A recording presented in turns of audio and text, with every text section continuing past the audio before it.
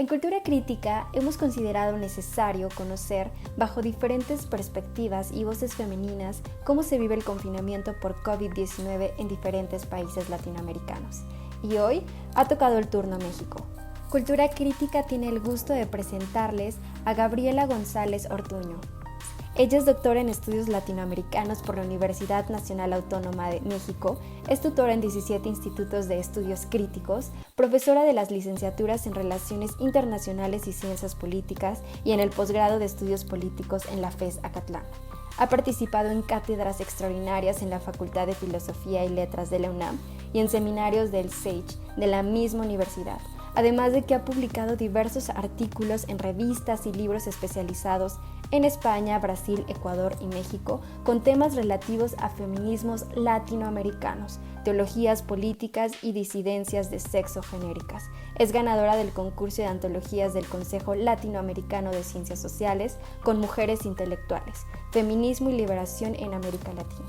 Es parte del Consejo Académico de la revista Cógnita de la Universidad Autónoma de Tlaxcala y ella pertenece al Sistema Nacional de Investigadores. Bienvenida. Después de compartirle a la audiencia que Gabriela González Ortuño es una intelectual y una de las personas más preparadas en México, me encantaría poderte hacer esta pregunta. Desde tu punto de vista, ¿cómo crees que se vive el confinamiento en México, considerando que la cuarentena no ha sido obligatoria? Hola, me da mucho gusto estar aquí. Soy Gabriela González Ortuño. Muchas gracias a Itzel. Vamos a hablar un poco acerca de la pandemia. Respecto a la primera pregunta de cómo se vive la pandemia en México, creo que no podemos hablar de una sola forma de vivirla, ¿no?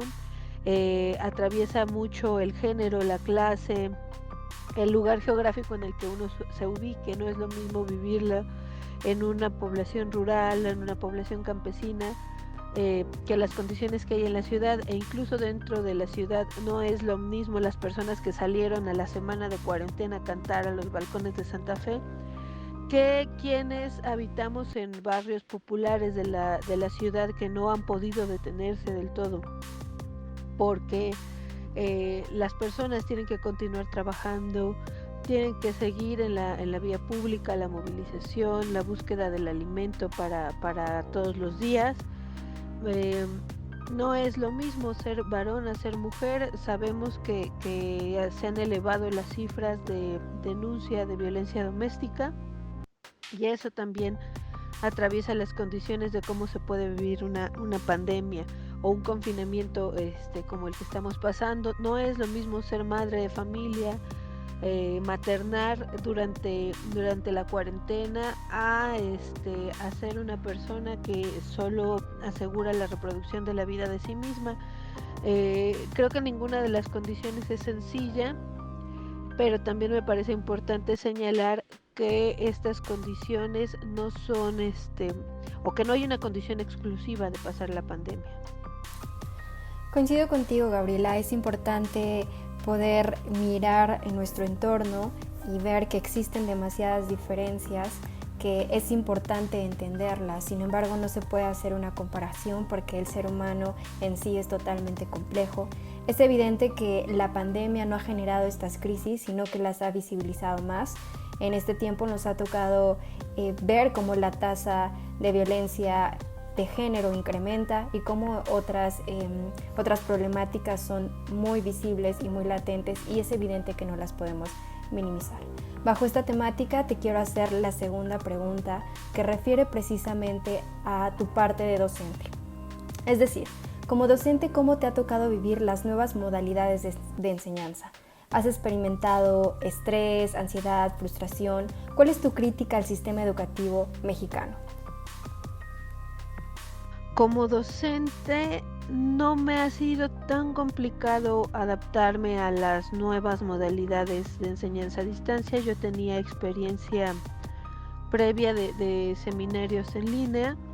Sin embargo, me parece que algo de lo más importante respecto a este cambio ha tenido que ver con la capacidad o la no capacidad que los profesores y las profesoras tenemos respecto a las herramientas emocionales y de contención para con los y las alumnas, porque Algunos o algunas colegas se volcaron a dejar mucho trabajo en línea, sin mayor explicación o sin mayor mediación, cuando me parece que para retomar los trabajos teníamos también que hacer un trabajo de contención para entender cómo los y las jóvenes, en el caso universitario, estaban también adaptándose a la cuarentena, cuáles eran las condiciones de accesibilidad a internet, la conexión,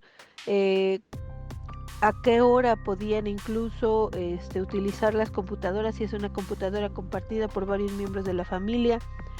Eh, Insisto con parte de lo que comentaba antes, la complejidad de las condiciones en las que se vive nos debería evitar hacer estándares en el caso de quienes damos clase para tratar de comprender los contextos particulares, aunque a veces es muy complicado por la cantidad de alumnos de los que nos hacemos cargo. La crítica al sistema educativo mexicano que yo podría hacer respecto a estas condiciones tal vez tienen que ver con que estamos excedidos los profesores de asignatura con la cantidad de alumnos y alumnas que tenemos. En mi caso tenía un grupo de 50 y otro grupo de casi 70 alumnos.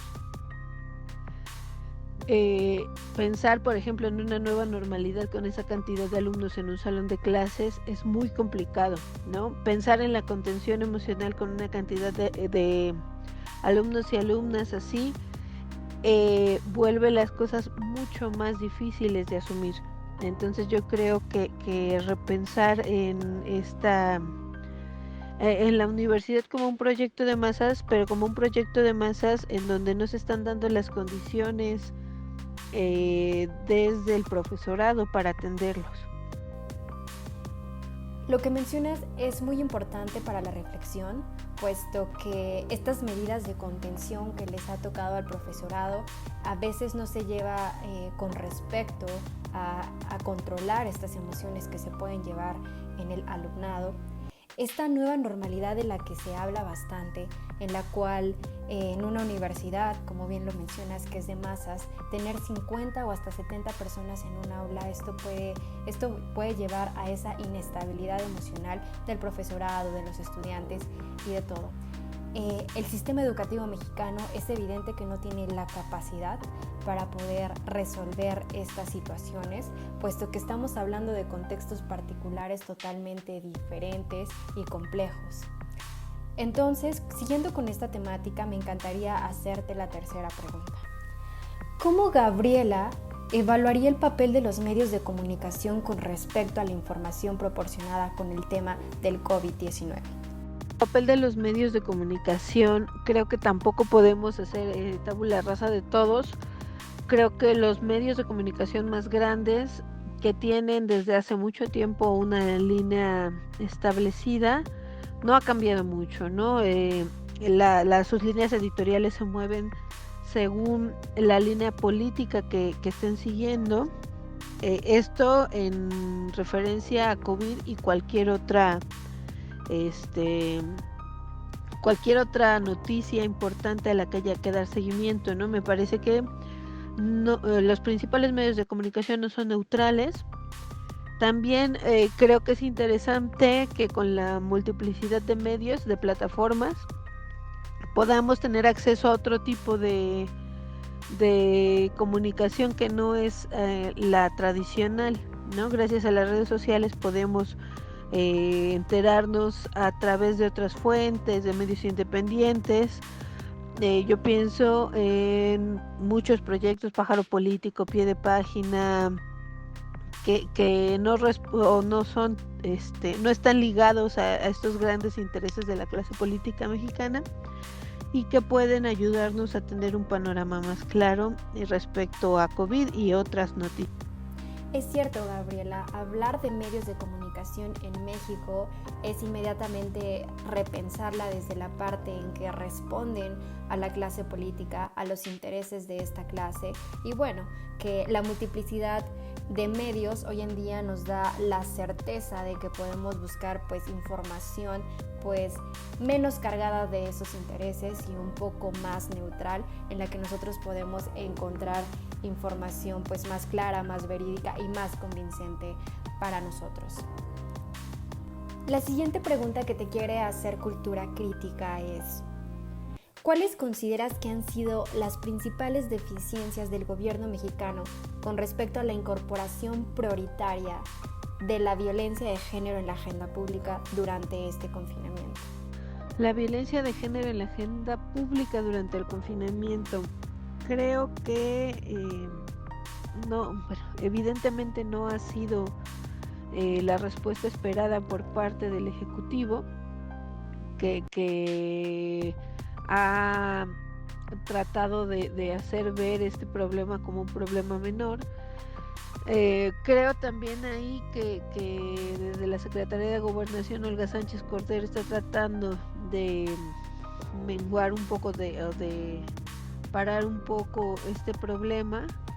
Sin embargo, creo que respecto a la violencia de género en este contexto, como en el contexto de lo que se ha llamado ahora normalidad, no ha sido suficiente ni de este ni de ningún otro gobierno en la atención al problema.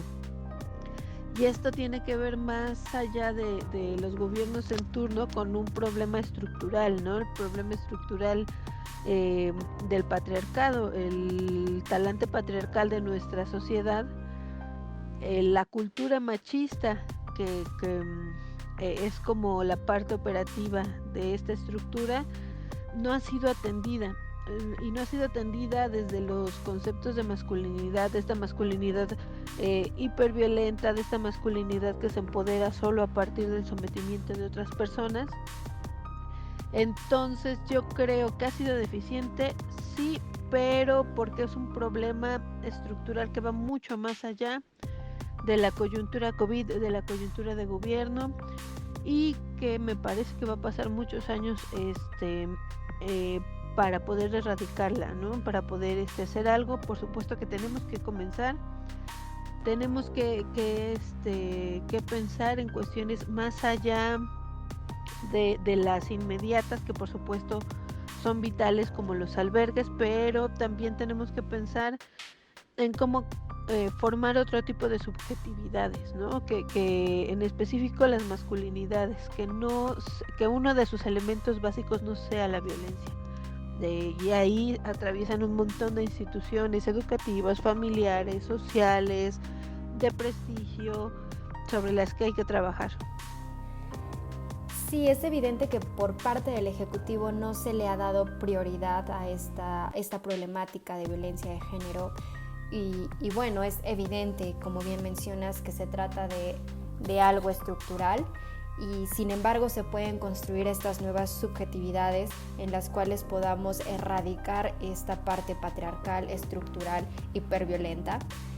Entonces, es una buena iniciativa repensarlo desde ese punto en el que podemos deconstruir esta parte del patriarcado y construir nuevas subjetividades para un nuevo comportamiento y nuevas conductas en la sociedad.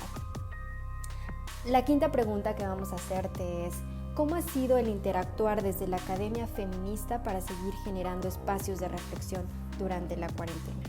De la Academia Feminista para seguir generando espacios de reflexión, creo que ha pasado por diferentes etapas. Creo que en primer lugar desde la Academia Feminista se han organizado algunas iniciativas que tienen que ver con atender a población vulnerable en esta cuarentena, ¿no? Me ha tocado ver a mujeres académicas feministas que muy temprano en la pandemia empezaron a organizarse para que las personas mayores que empacaban en los centros comerciales pudieran irse a su casa, ¿no? Entonces organizaban cooperaciones. Yo participo de otra colectiva, la colectiva Muñeca Fea, que hemos tratado de llevar quincenalmente despensas a población indígena urbana. en donde participan varias compañeras de la academia feministas. Y también sé de muchas de mis compañeras que están trabajando en acompañamiento de mujeres que han sido violentadas durante la cuarentena, ¿no? Entonces me parece que se ha respondido desde el punto de vista muy pragmático de la resolución del problema inmediato, pero también se está llevando a cabo la discusión de muchas de las cuestiones que, insisto, son estructurales, ¿no? Cómo se organizan las labores dentro del hogar, cómo se organiza la educación de quienes maternan, bueno, de los pequeños a nuestro cargo en el caso de quienes maternamos,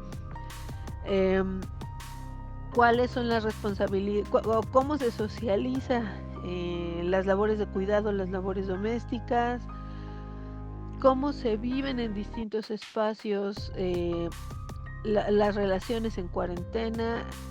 Probablemente seamos las académicas feministas quienes tengamos menos tiempo para escribir durante el confinamiento, pero creo que después de esto, después de todas las experiencias de resolver la vida propia y de tratar de incidir en resolver otras problemáticas, podemos producir algunos materiales de reflexión interesantes.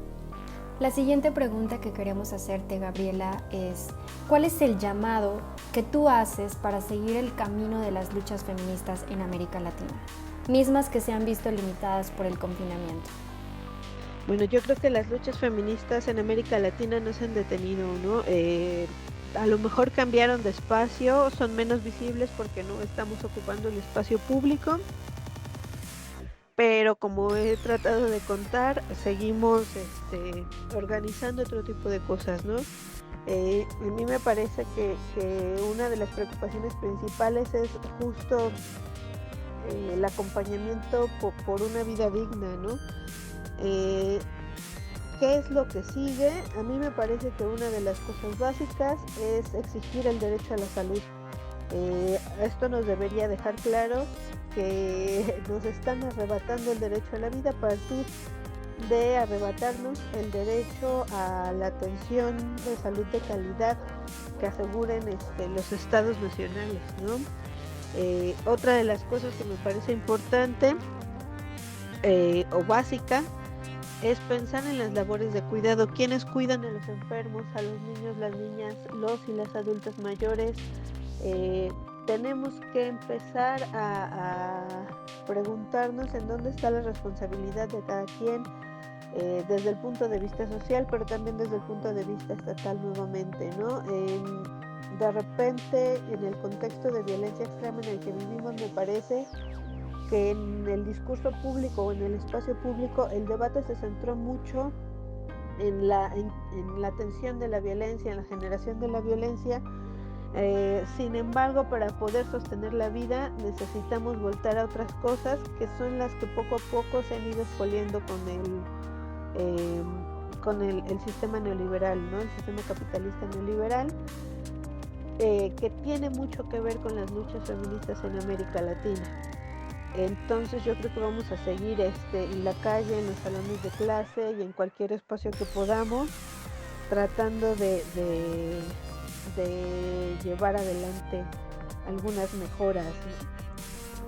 De antemano, muchas gracias, Gabriela, por hacer de Cultura Crítica tu espacio, por reflexionar con nosotros y por darnos muchas pautas en las cuales necesitamos repensar las circunstancias, las caras y las realidades que se están viviendo en México.